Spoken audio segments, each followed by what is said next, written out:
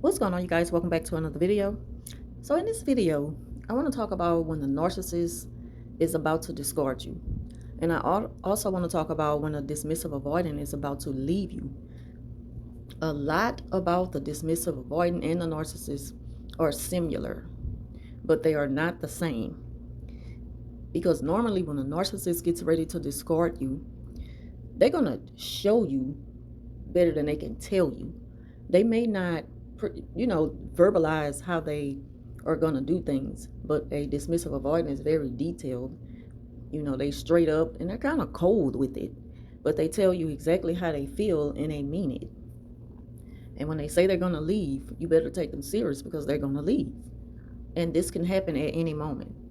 Dismissive avoidants are very hot and cold, whereas a narcissist, they do things to mess with your head.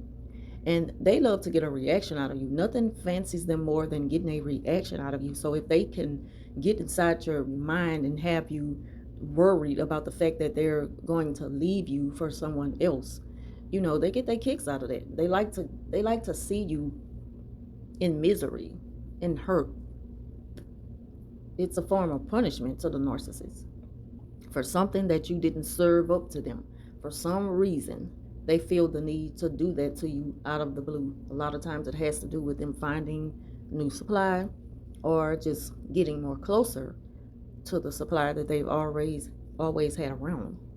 Notice I used this still shot of a dumpster because that's how they make you feel. They make you feel like you're nothing, like it was nothing to them to just throw you away, just to let you go.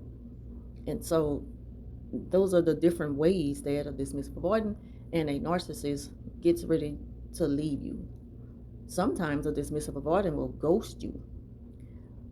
I haven't had the experience of being ghosted by a narcissist, but I have been ghosted by a dismissive. And a dismissive, a lot of times when they go away for a while, it's because they're dealing with things that they can deal with better without having you around. And even though that doesn't lighten up the blow, I can understand them better than I can a narcissist. But it still kind of hurts all the same.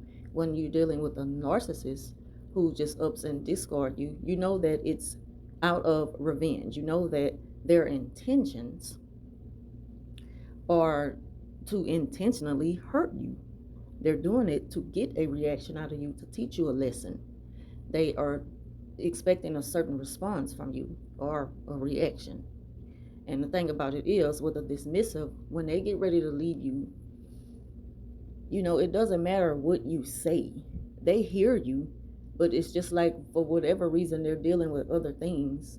They're just not willing to deal with that right now. And they'll get back with you later, if they get back with you later. About a lot of times dismissives, they do come back. Sometimes it just take a while, but just because they're away from you doesn't mean that they're uh, it's in a way where how narcissists operate. They're doing it to make you jealous for some reason, or they're smearing your name, or they're punishing you. Dismissives don't move like that. When a narcissist discards you, they don't let you know, they just go. But they're gonna let you know where they are because they need to see how it's affecting you. Now, some of the things that they might say, a dismissive will straight up tell you their absolute plans down to a T. They will tell you that they are leaving because they're searching for better opportunities elsewhere in a different state.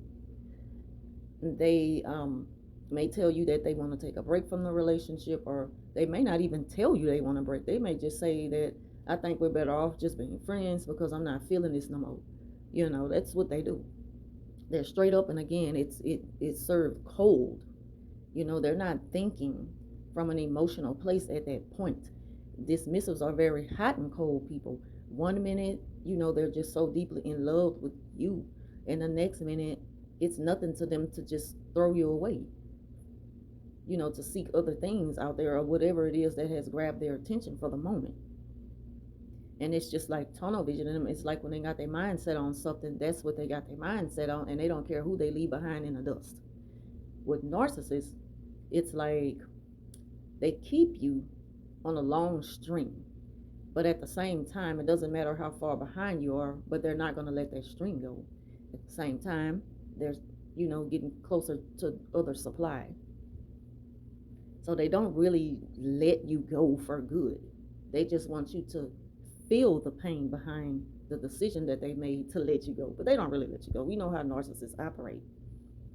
And when narcissists get ready to discard you, some of the things that they may say is they may start to um, just speak about the new supply in a way that what they admire the most about the person. They may idealize someone to you now and just speak about somebody new to you more than you have ever heard them, and they may seem infatuated with something new.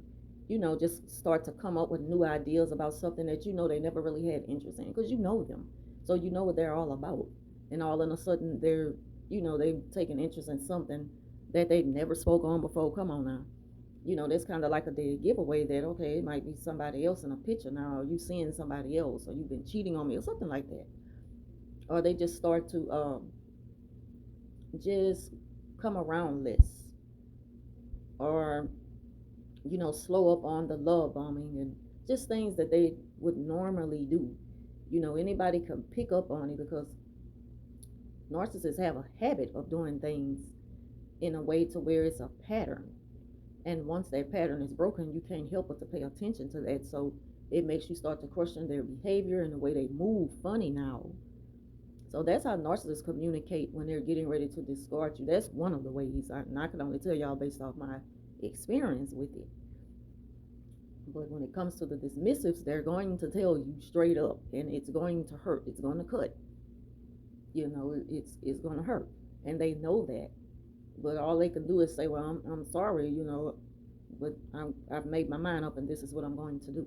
And they mean it. They're not playing games with you.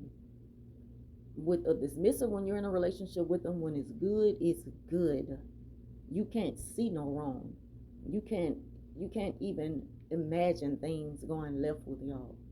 Whereas with a narcissist, it's just like it's it was always smoke and mirrors from the beginning. It was always wrong from the beginning, because it was always a gimmick. There was never anything genuine about it. With a dismissive, you know, they they come from the heart, and it's real. It's just that they're on, or either they're off. And if you're gonna be in a relationship with one, they're difficult people to be with. Talking about the dismissive, because you really got to have that mental toughness to stick with somebody like that. And a lot of times, people start to look at themselves like, you know what, I deserve better, and it's just not worth it. You know, as with a narcissist, it's straight up abuse, and that's something that you should never want to subject yourself to. So that's all I wanted to talk about in this video. I'll be back later with another video, and I will see y'all then. I got to get back to work now.